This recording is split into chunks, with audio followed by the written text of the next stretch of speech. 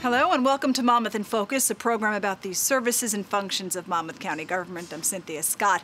We are here on location today at the FoodBank of Monmouth and Ocean Counties, and here to give us an inside look of what goes on in this operation is the Executive Director, Carlos Rodriquez. Thanks so much for joining us today, Carlos. Pleasure to have you here on the show. Welcome to the food bank. Carlos, this is a huge operation. First of all, tell us how large the warehouse is and basically what the day-to-day operation is here.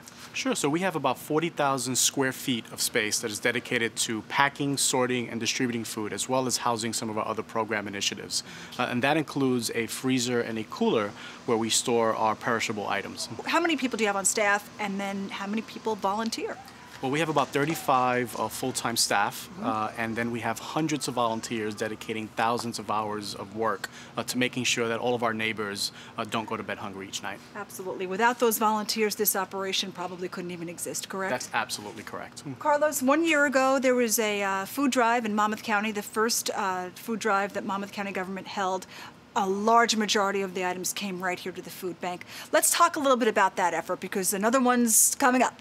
That's right. The 2012 Monmouth County Food Drive was a tremendous success, and it made a big difference. Here, we're preparing in the spring to really deal with the continuous need through the summer for our neighbors. And so we're ready to start receiving items that will kind of hopefully hold the line for us in terms of our food needs throughout the summer. Sure. What types of items are you specifically looking for? Non-perishable items are always in demand, so canned meats, canned tuna, peanut butter and jelly are always in demand, and canned fruits and vegetables, as well as cereals and juices. Now, Carlos, you took over the reins here as executive director a year and a half ago? Just about a year ago already. Okay, about a year ago.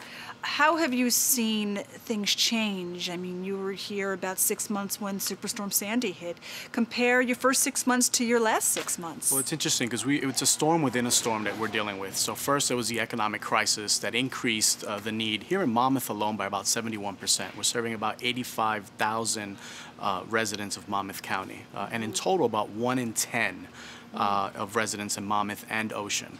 And then of course Superstorm Sandy hit, and we were called to immediate action. And so we had to respond to the crisis of providing food for those who needed immediate relief.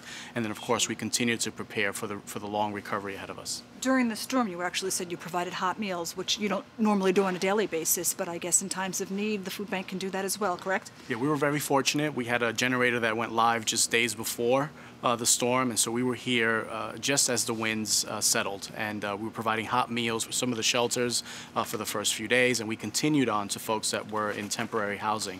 And normally we don't provide those hot meals to that volume, but we do have meals that we provide to some after-school programs here in Monmouth County. And that was going to be my next question. Let's talk about some of the programs that the food bank has to offer. So, we deal with the immediate needs of food, which is a crisis of hunger, but we know that hunger in our society is a chronic problem. And so we have comprehensive solutions in place to kind of deal with the root causes of hunger.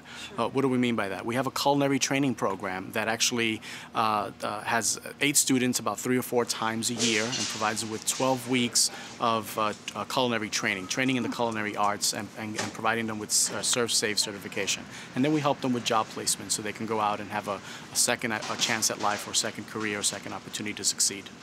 And then the other thing that we do is make sure that our goal really here is to give people the resources so they can go and shop the way you and I shop at our local markets. And one of the biggest barriers of keeping families to do that is just having enough income to make ends meet.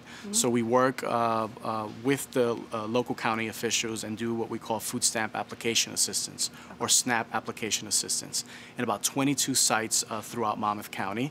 And we help create awareness that the program is there for many families who never thought they'd find themselves in need of these services, and we help them with the application and documentation process. Sure. Carlos, all this food here, the people that need it, where does it go so that they have access to it? Can they come in and basically choose what they want, or you send it somewhere else? The vast majority of the food actually is distributed through a vast network. We work with 260 programs throughout Monmouth and Ocean, and they reach in total about 127,000 people in both counties.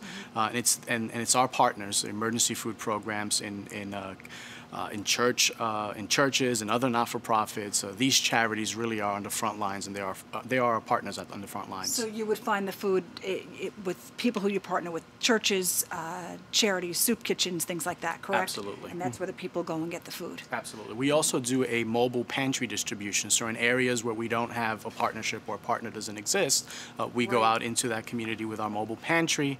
And then, of course, we have targeted programs for seniors and the elderly. So we work in schools and some senior facilities to make sure they either have a hot meal or some food to prepare. The food drive for this month, April 2013, is going to be huge. I know that you hit 22,000 pounds last year. What's your target this year? Oh, I don't know. I'd be happy with another 22, but I'm hearing the word 25,000 pounds. But you know, the honest truth is that with the leadership and the tremendous generosity in Monmouth County and the leadership of the freeholders, I know this is going to be a tremendous success, and a success at a time that's very much needed. Absolutely. You know, and it's also important, you know, you come throughout the holiday season and you see the shelves are stocked, you see, you know, there's so much food here to distribute, but you know, throughout the year, it's important to be vigilant that people need food as well, correct? What's the message that you can send out to people? Hunger is a year-long problem, and we have to make sure that our shelves are continuously stocked. If we stopped receiving food today, our shelves would be completely empty. All of these rackings and shelves would be empty in probably less than 6 weeks at this point.